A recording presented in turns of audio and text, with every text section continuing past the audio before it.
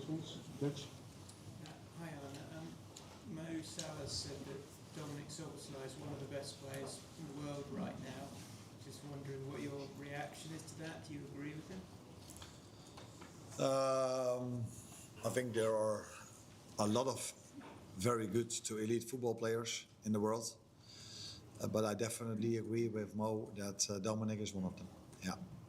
And I mean, you said last year that to play in midfield for Liverpool, you've got to score goals. Dominic's scoring more than last season. I mean, is that a way that his game's progressed, and is that something you sort of recognised and Yeah. Yeah, when I said that, I maybe had to add, and you need to be able to run a lot if you play in the midfield of Liverpool. But I think what I meant was, as a number 10, you also need to produce goals. Now, he hasn't always played in the 10 position, but he is producing more and more goals. I think Dominic is a great example of the model we are using here at this club, and we sign young players from another league. In this situation, that was Leipzig, where he was already known for being a player that was really physical. But I think it's fair for me to say that the player that we brought in was already good, but where he is now, he's much more, at least better. I think much better than where he was 2.5 years ago. And that is what you get if you sign young players and you give them a bit of time and you let them play a lot. And that's why I also think that that trajectory he's been through is the same trajectory we can expect from other young players we are having that we've signed from other leagues. You can already see their progress. But I've said many times that next season or at the end of the season or in 2 seasons, players like Hugo and Florian, because these are the 2 that come from the Bundesliga, will even be better next year than they are already now, because they're already very good players for us. Can I just ask you about Mo, because obviously he got a goal and assist tonight, but his overall play, particularly in the second half, was maybe the best it's been for a long while. How impressed were you with him and his overall contributions at the moment? No, it's very nice to have him on the score sheet again and him having an assist, but I think what I like the most at the moment, that he's scoring goals, is something you can almost expect, but he also helps the team a lot defensively, and that is something very positive, what the team also needs. And I think more and more players are now capable of playing at this intensity level every 3 days, and that is where we struggled a lot in the beginning of the season, where it was sometimes hard for us to bring the intensity level once a week, let alone every 3 days. But now we're able to do so. We see more and more the quality we are having, and that's why I've said so many times already that the future looks really bright for this club with these players. And I think the recent 7, 8, 9, 10 games are showing that as well. James? That was Curtis's first start for just over a month. Filling in at right back, how do you think he did? Very well. Curtis is a very good player. I've said this many times also to him, and he agrees with me, by the way. But unfortunately for him, he's playing in a line where I have many good players and also available. So if he would be playing in another position, he would have played much more. But that's the only line, touch wood, where we haven't had our problems this season. And then you sometimes need him or other players in different positions. And so many times they've done well. Dominic has played so many different positions. Ryan played centre back. And now tonight, Curtis had to play as a fullback. And he did really well. It was very pleasing to see that the first goal was an assist of the left fullback to the right fullback. That probably tells you a lot about the intentions these players have when they step on the pitch. I just probably on the more, obviously having that disallowed goal must be frustrating for him coming on, because he was at least half a yard outside there.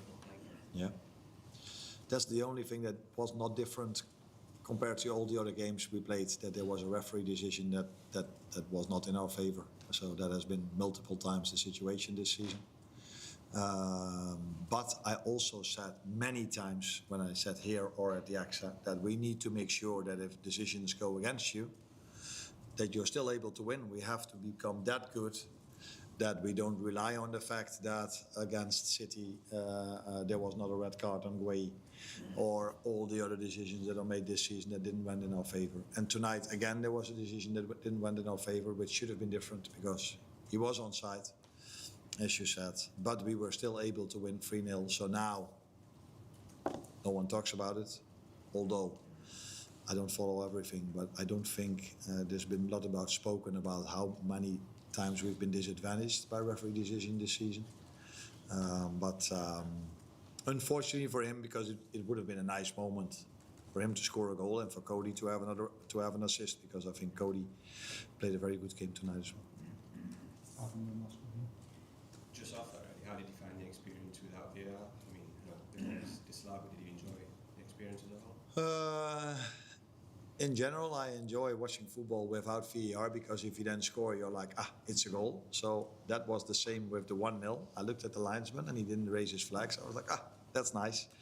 But then a few seconds later, he did raise his flag, which was correct because he was offside. And they also explained to me that he wanted to know who scored. The moment he heard it was Cody, he said, but then he's offside. So fair and good decision. I like VAR only for the clear and obvious things. And I'm not meaning red card, yes or no, for Gueye and Mo Salah, because that is, I thought it was 100-0, but I've heard people saying that they could live with that decision. So even that decision was not 100-0, 80-20, so let's stay away from that.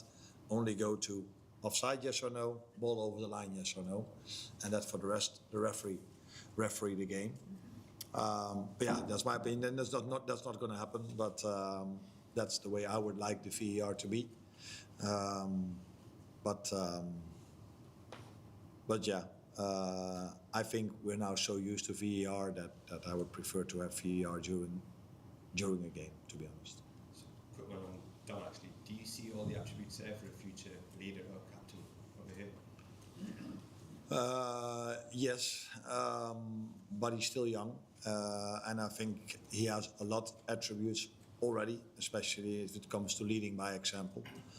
But there's still a step to make in terms of leadership, being vocal, being a voice in the dressing room, if I compare him to Virgil, which is completely normal because Virgil is 34 and has seen probably James Milner, Henderson and these players. So it's really good for Dominic that he sees Virgil as well, and that would be a next step for him to be as vocal and as loud as Virgil is. But that comes with time, I think. But for all the other things, he has a lot to become a very influential player for Liverpool, and you could call that a leader. Water's injury is very unfortunate, and I understand it takes a long time. But how long? I mean, can he come back in this season? Is there any chance? There is definitely a chance, but he will be out for a while. But we cannot say exactly how long yet. That is sometimes that's different with every injury. Sometimes you can make that diagnosis straight away. Sometimes you need a few more days to see how things develop, and that last thing is with Wata. But he will not be in the squad next week, and he will not be in the squad next month. But we're hoping that towards the end of the season he has a chance to be there with us again. But that also depends on the upcoming days where that will lead. Broken foot? He broke it? We don't know yet. It's the first lie I've made over here.